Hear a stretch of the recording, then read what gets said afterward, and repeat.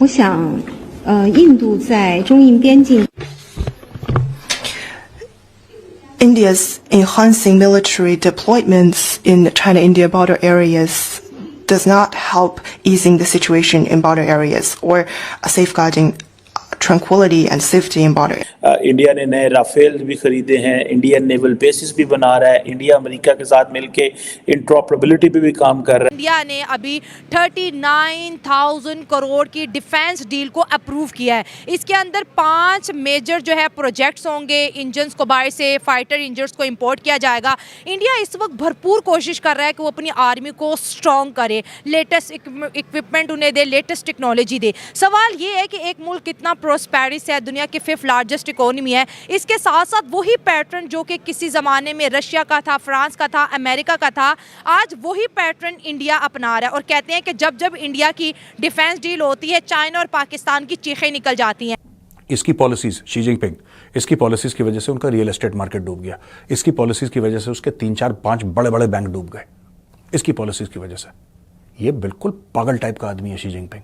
ये एक रास्ते पे निकल चुका है और इसको लगता है यही रास्ता ठीक है। इसको कोई उल्टा बोलने वाला है नहीं ना, इसको कोई क्वेश्चन करने वाला, एडवाइस करने वाला है नहीं। ये उसके परिवार को मरवा देगा। लोग चुप बैठे हैं, ये चला रहा है। ये ऐसा प्लेन है चाइना का जो कि बड़ी तेजी से उड़ रहा है, लेकिन पायलट जो है वो पैराशूट पहन के नीचे कूद चुका है। दोस्तों, आप जानते हैं ना कि मोदी जी अब किसी भी चीज से कॉम्प्रोमाइज नहीं करते हैं। अब चाइना जो है वो तंग तो कर ही रहा था, आपको मालूम ही होगा, गलवान इंसिडेंट। अब मोदी जी ने जिस हिसाब से अपनी डिफेंस हमने मजबूत कर रखी है, अब बॉर्डर के ऊपर हमारे 10,000 फौजी चले गए हैं।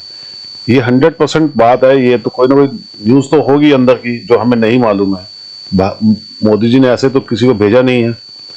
अब जब इस तरह से हमारे 10,000 सैनिक वहां पहुंचे हैं तो पाकिस्तान की तो नींदें उड़ गई हैं और चीन रो रहा है क्योंकि वो परेशान हो गया। उसको ये लग रहा है कि भारत जो है वो अंदर की खबरें कहां से निकाल लेता और ये इतने एग्रेसिव क्यों हैं।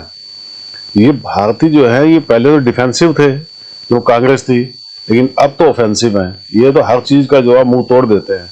अगर पता लग गया तो छोड़ेंगे नहीं। ये चीन समझ चुका है इस बात को, इसलिए उसकी विदेश मंत्री दौड़ी दौड़ी भारत आई है और आगे बात कर रही है कि जी ऐसा कुछ भी नहीं है। लेकिन आप जानते हैं ना, चीन और पाकिस्तान ये 2 ऐसे देश हैं जो हमेशा पीठ में छुरा मारा है जिन्होंने, और इन्होंने हमेशा भारतीयों के ही मारा है। इनके ऊपर कभी भी कोई ट्रस्ट नहीं कर सकता है ना। चीन तो पाकिस्तान पे ट्रस्ट नहीं करता, पाकिस्तान चीन पे ट्रस्ट नहीं करता। देखिए मजेदार बात ये भी है, तो हम कैसे इन लोगों पे ट्रस्ट कर लेंगे। दोस्तों, अब बॉर्डर के ऊपर परिंदा भी पर नहीं मार सकता। चीन का तो बाप की भी हिम्मत नहीं है, इसीलिए वो डरा हुआ है और उसको मालूम है कि इधर से पाकिस्तान कंगला है। जब एक खाली बैठा हुआ तो क्या कर लेगा, ये अकेला तो लड़ नहीं सकता वैसे भी हमारे से। बाकी आप मुझे बताइए कमेंट्स करके आपकी क्या राय है इस बारे में। वीडियो को लाइक जरूर कीजिएगा और चैनल को सब्सक्राइब कर लीजिएगा। Thank you very much. जी, असल में बात यही है ना कि हमें पड़ोसियों को नहीं देखना चाहिए, खासकर डिफेंस के मामले में। हमें ये देखना चाहिए कि आजकल हम किधर खड़े हैं, हमारी इकोनॉमी किधर है, हमारा आवाम किधर खड़ा है, हमारे एजुकेशन किधर है और हमारी मतलब इंडस्ट्री किधर है। अगर आप ये चीज़ें मजबूत करते हैं ना तो बड़े से बड़ा दुश्मन भी वो आपके कदमों में आके गिरेगा। लेकिन बदकिस्मती से हम लोग दूसरे ममालिक को देखते हैं असलहे की नुमाइश, मतलब असलहे के दौड़ में देखते हैं, फ़ौज के दौड़ में देखते हैं, लेकिन ये नहीं देखते कि हम अपने मुल्क के लोगों की ज़िंदगी, उनका जो रहन सहन, जो हमें आजकल चैलेंजेस है मईशत के, इसके अलावा एजुकेशन सेक्टर तो बिल्कुल मतलब है बिल्कुल तबाह है। इंडिया जब जब हथियार खरीदता है, पाकिस्तान कर्ज लेके हथियार खरीदता है कि इंडिया ने रख लिए, हम पे हमला ना हो जाए, जबकि वो क्लियरली कहते हैं कि ये आपके लिए नहीं है, आपको तो हम 100 साल पीछे छोड़ दिए। डॉक्टर एस जयशंकर, उनके फॉरेन मिनिस्टर का बयान सोशल मीडिया पे मौजूद है, Pakistan is an exceptional case for India.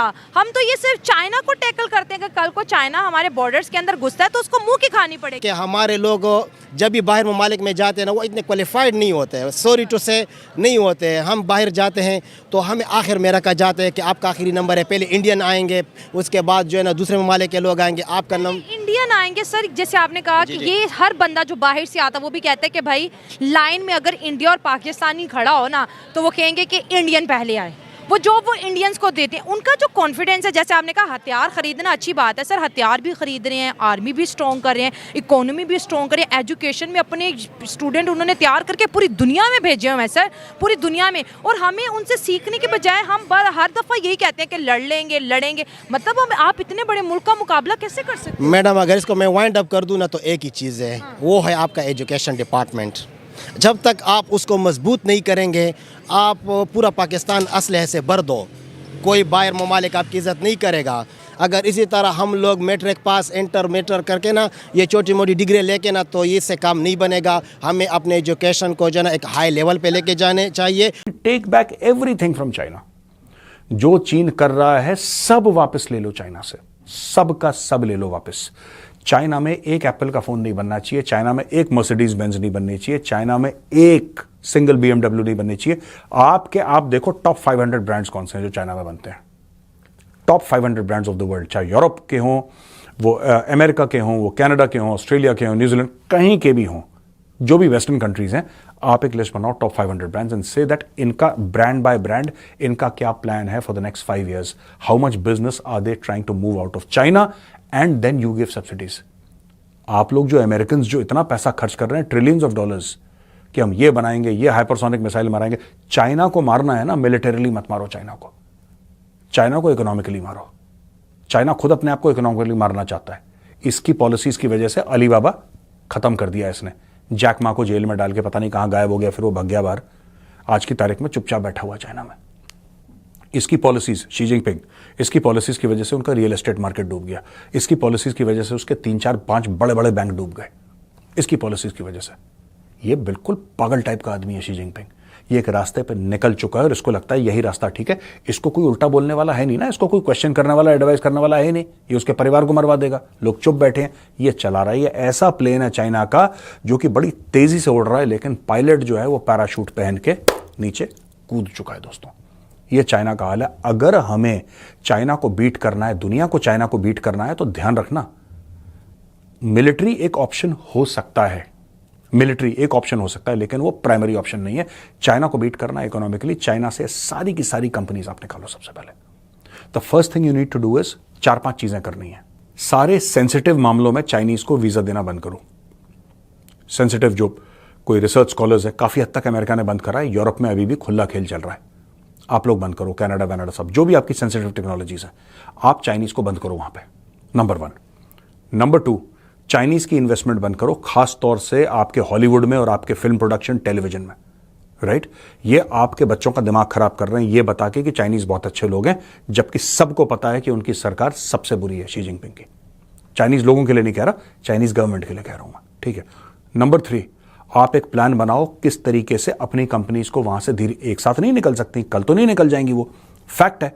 एक इकोसिस्टम है, एक सप्लाई चेन है, तो बॉस ओवरनाइट तो आप चुटकी बजा के नहीं निकाल सकते, लेकिन आपका क्या कोई एग्रेसिव प्लान है कि 5 साल के अंदर हम सब निकाल लेंगे? अगर नहीं है तो होना चाहिए, ठीक है। चौथी चीज, मुझे ऐसा लगता है कि इस मामले में India should take the lead. हमारे पास मैन पावर की कमी नहीं है, हमारे पास जमीन की कमी नहीं है, हमारे पास पैसे की कमी नहीं है। We should have a corpus in place कि जो चाइना से आएगा, भैया ये लो, तुम्हें क्या चाहिए बताओ, ठीक है। और 5वां सबसे बड़ा फैक्टर है दोस्तों कि चाइनीज कम्युनिस्ट पार्टी है ना, उसको डर लगता है डेमोक्रेसी से, उसको डर लगता है अपने खुद के लोगों से। आप उस चीज को एक्सप्लॉइट करो। अगर आपको चाइना को टांगना है